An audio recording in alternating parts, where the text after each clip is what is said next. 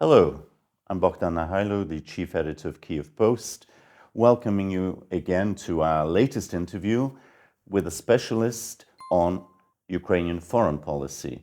And my guest today is Alina Hrytsenko, who is a senior consultant at the National Institute for Strategic Studies. Welcome, Alina. Thank you very much.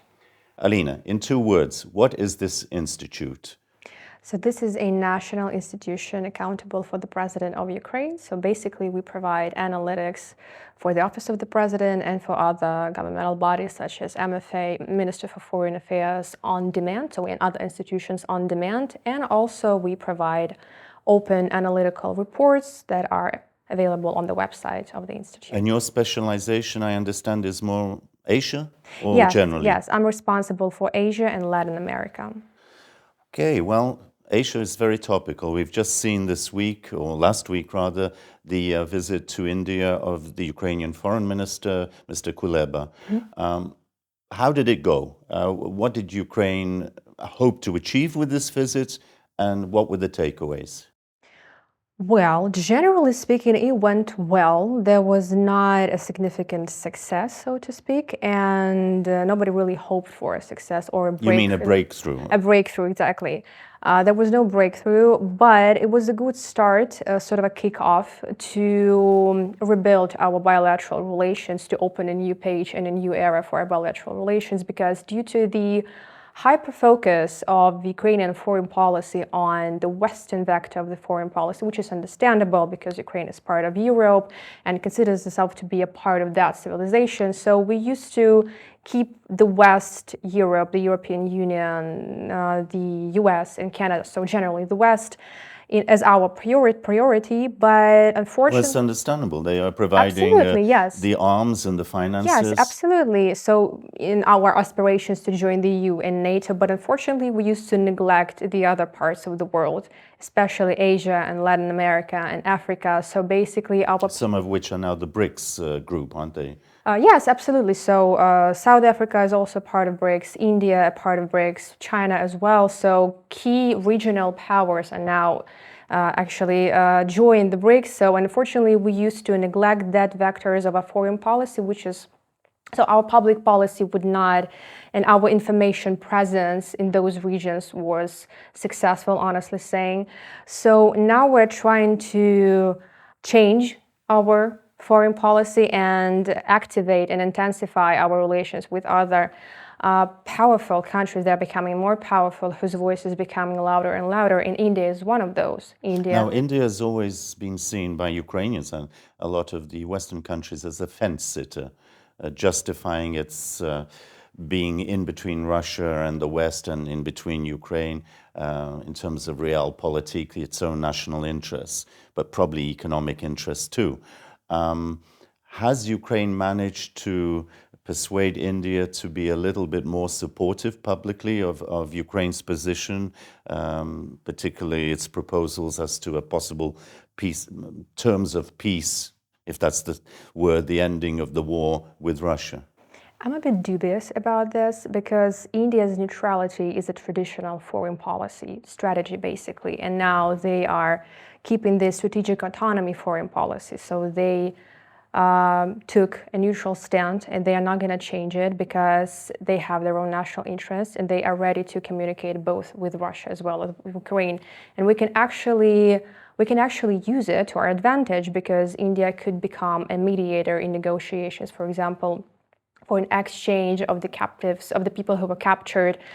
India can negotiate with Russia to bring the Ukrainian kids back who were forcibly deported to Russia from the Ukrainian territory. So we can actually use this neutrality if India is ready to do so, if India is ready to make a step forward, unlike China, whose credibility and reputation is now damaged.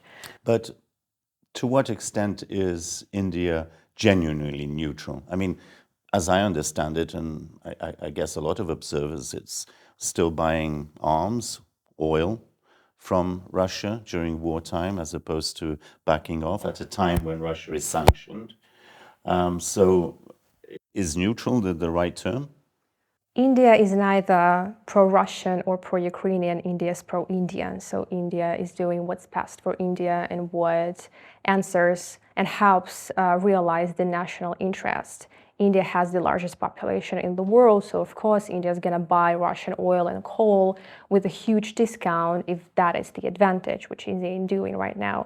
But at the same time, India has a practical strategy. India understands that Russia is getting weaker and weaker, so India is trying to diversify the suppliers. So India is buying oil and oil products, crude oil and oil products from the Middle East. They are negotiating with the US because sanctions are working, sanctions are effective. So it's getting harder and harder for Russia to provide oil for India. At the end of the day, has India agreed to participate in the fora that Kyiv is organizing to promote its vision of a possible peace settlement? There is a hope so, because Indian representatives took part in all the sessions and all the peace talks that Ukraine has already organized in Denmark, in Malta, in Saudi Arabia. So it's highly probable that Prime Minister himself, Narendra Modi, is going to visit Switzerland for that forum. Okay, let's look at some of the other big players in Asia. Pakistan, traditionally a rival, not the best friend of India. How is Pakistan's policy towards Ukraine? Does it differ in any way from India's stance? Officially, it's also neutral. However, Pakistan in previous couple of years intensified its cooperation with Russia, which makes India a little bit nervous because there is a danger for India that there's going to be a geopolitical triangle between Pakistan, Russia, and China. That is also one of the reasons why India is trying to keep Russia close to itself, so just to keep Russia in focus, to watch the situation, how the situation between Pakistan and Russia is going. And the China factor now, obviously not just for Ukraine, but how does it impact on India and Pakistan, for example? So India and China are competitors, and there's also one of the reasons why it's probable that India is going to join the Switzerland summit and also probably participate in potential negotiations. When is the Switzerland summit? Tell us a little bit. What is that? It is a global peace summit that is being organized by the Ukrainian side to gather the more countries, as many countries as possible, to provide the peace formula initiated by President Zelensky. So it is very important for our Ukrainian diplomacy to actually invite as many countries as possible. And when is this meeting planned for? If I'm not mistaken, there is no official announcement yet, but it's scheduled a little bit later this year. Okay. All right. Moving on now. Before we look at Ukraine's friends and de facto allies, South Korea and Japan, what about some of the other big players, Indonesia, for example?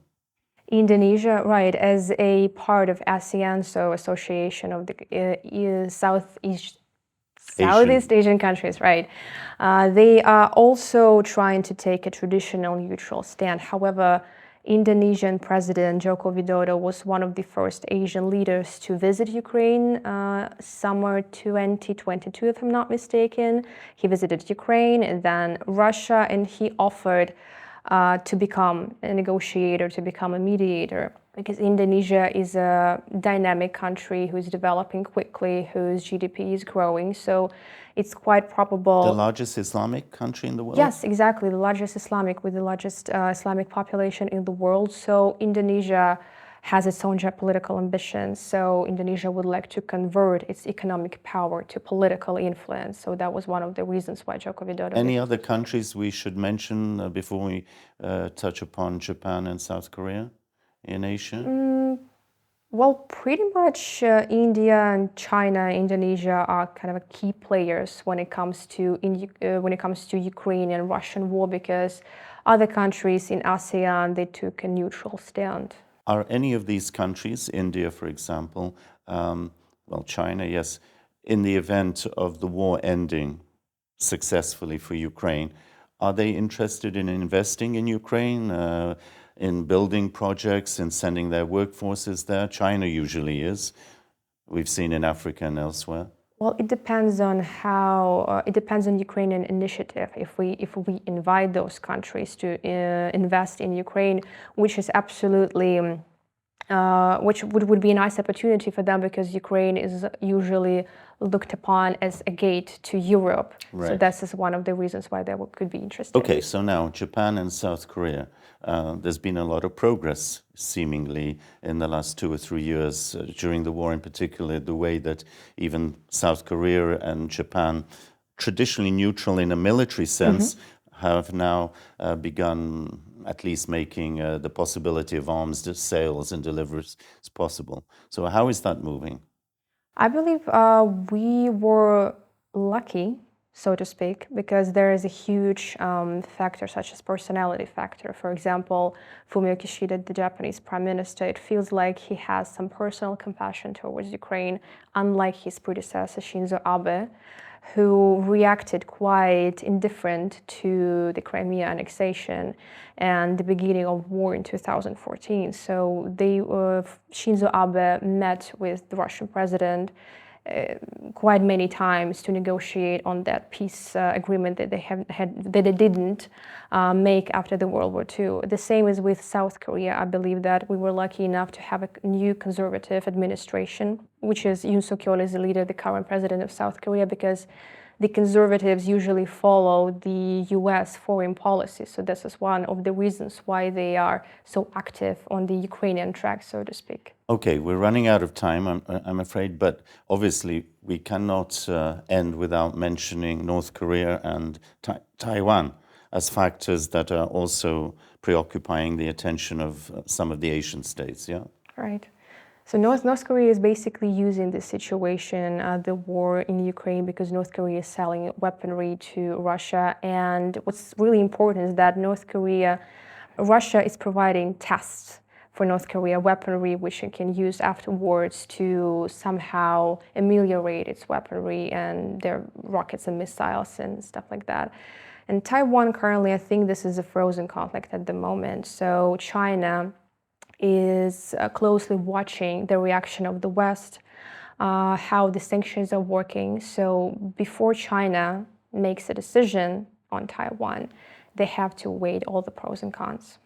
So in short, some progress is being made to, let's say, normalizing, improving relations with some of the key players by Ukraine in Asia. Right. So we remain hopeful? Yeah, absolutely. We're changing our foreign policy approaches, and we hope that this is going to turn successful.